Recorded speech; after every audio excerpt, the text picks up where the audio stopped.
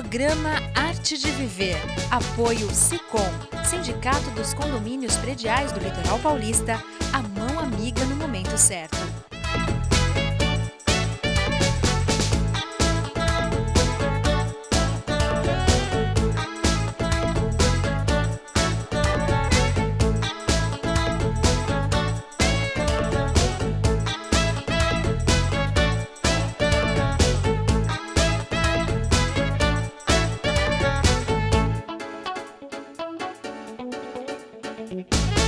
Olá, está começando mais um programa Arte de Viver e hoje eu converso com Magali Silvana Ortolan, especialista em dependência química, e vamos falar sobre transtornos alimentares.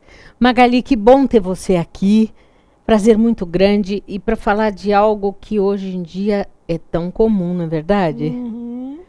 Conta pra gente um pouquinho, você é especialista em dependência química pela Unifesp, não é verdade? Isso mesmo, Mônica. E como é que você chegou a essa área dos transtornos alimentares?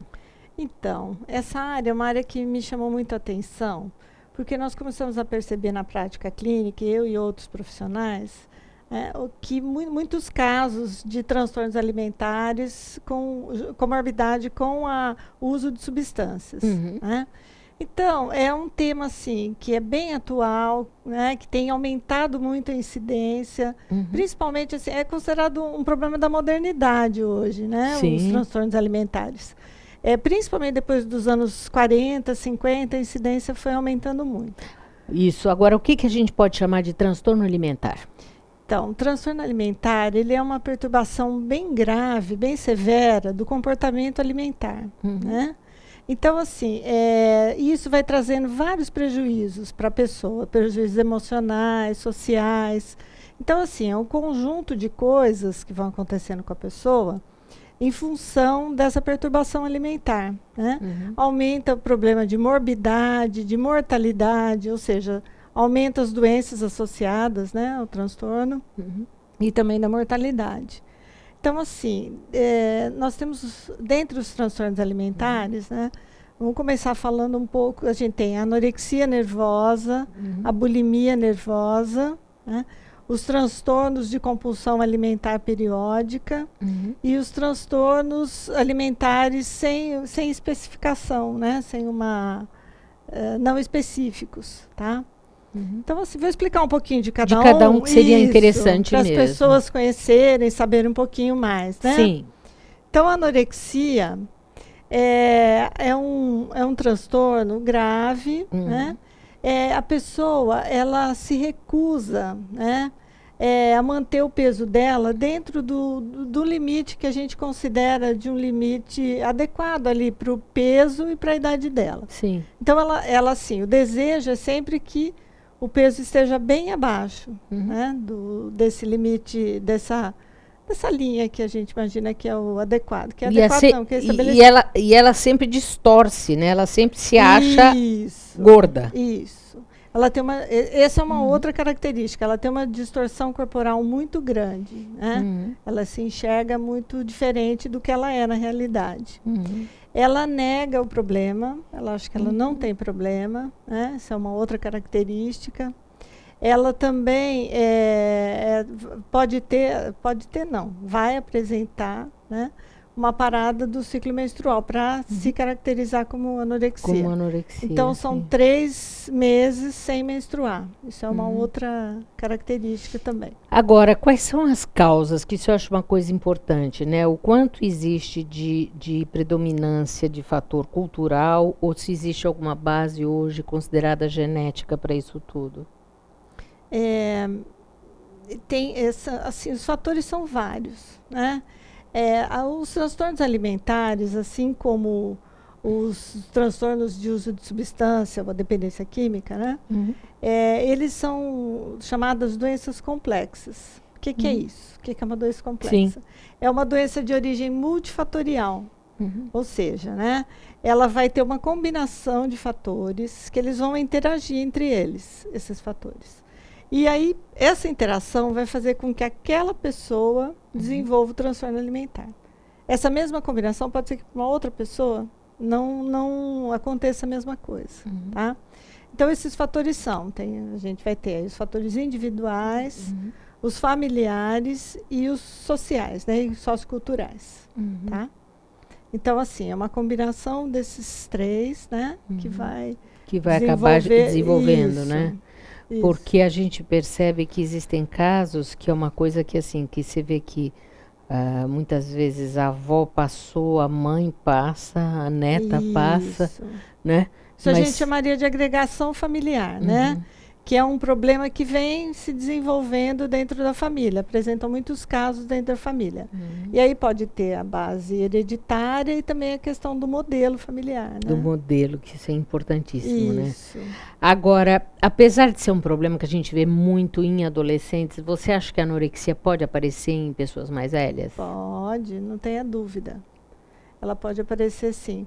É muito comum em adolescente, até porque, se a gente for pensar nos adolescentes, né, eles têm umas características muito próprias, que é assim, a inconstância, a oscilação de humor, a preocupação, né, com a autoimagem, a questão, o desejo de pertencer a um grupo, de ser aceito. Então, aquela criança, né, e aquele adolescente que é gordinho, ele já vem desde lá com algumas dificuldades, né? Ele já vem trazendo um pouco dessas dificuldades. Então, é muito mais comum que isso aconteça com pessoas mais jovens, principalmente a bulimia e a anorexia, né? Aí os transtornos de compulsão alimentar periódico, eles já vão também para as pessoas mais velhas, mas também as pessoas com um pouco mais de idade podem desenvolver tanto a bulimia quanto a anorexia. Já voltamos a falar.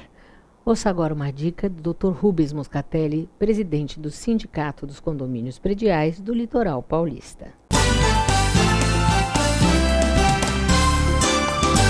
Obrigado, Mônica. Você sabe que uma das coisas que os síndicos normalmente nos procuram e nos narram é a questão dos documentos do condomínio. Muitas vezes eles, quando são recentemente eleitos, eles dizem assim para mim: poxa, eu fui lá procurar no quartinho do prédio, as pastas estavam lá todas jogadas, todas cheias de mofo, traça, umidade.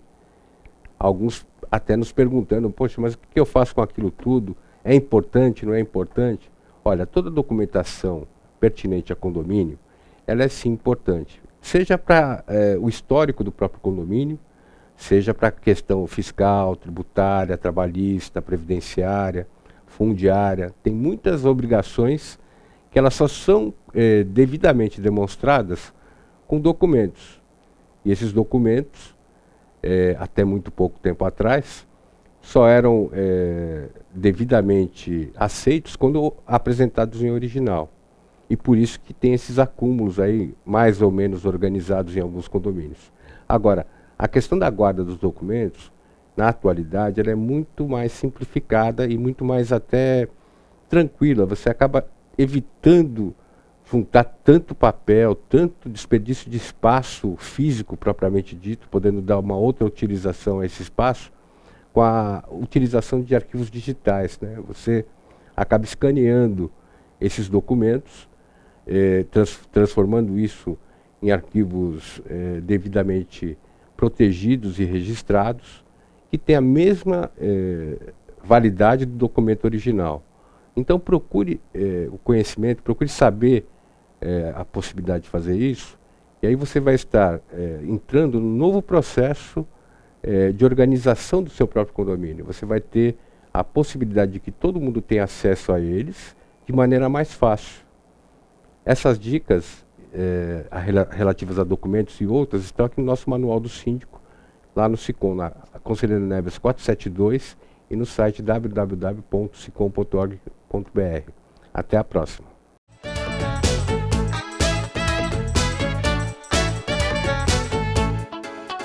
Comunicado. A Escola Santista de Astrologia está com inscrições abertas para os cursos regulares de formação em astrologia.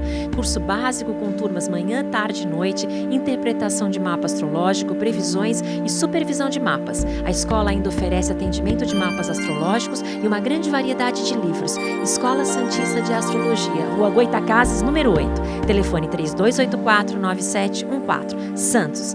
O Smart Center oferece salas executivas que podem ser utilizadas por hora, dia ou mês, além de auditórios para treinamentos, cursos e seminários, salas de reuniões e o exclusivo programa Link, em que o cliente pode divulgar o endereço e telefone do Smart Center para receber encomendas, correspondências e recados. Uma opção inteligente que tem como diferencial aliar comodidade e baixos custos. Smart Center, o seu escritório virtual definitivo.